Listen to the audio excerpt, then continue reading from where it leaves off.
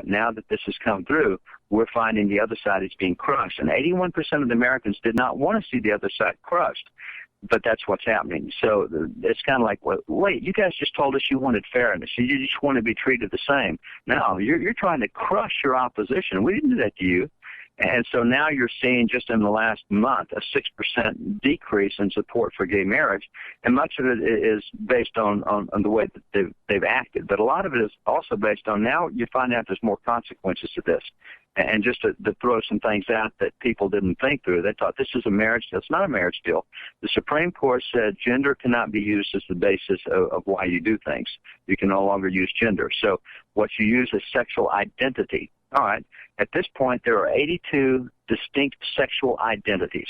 It's not about homosexual, lesbian. It's 82 identities. Wow. And so what you get into is you can't draw the line. Where do you draw the line? And by the way, you define your own identity.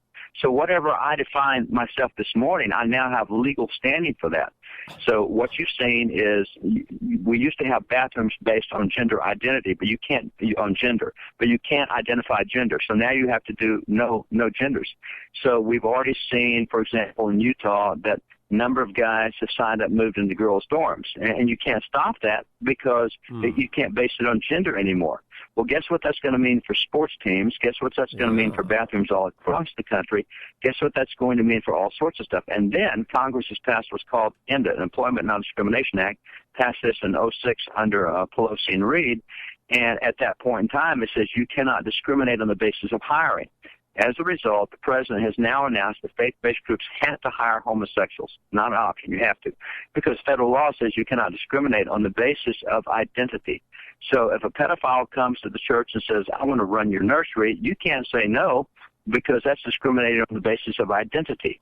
If a homosexual comes and says, I want to be your youth director, and you say no, you can't do that. You can't distinguish the basis of gender.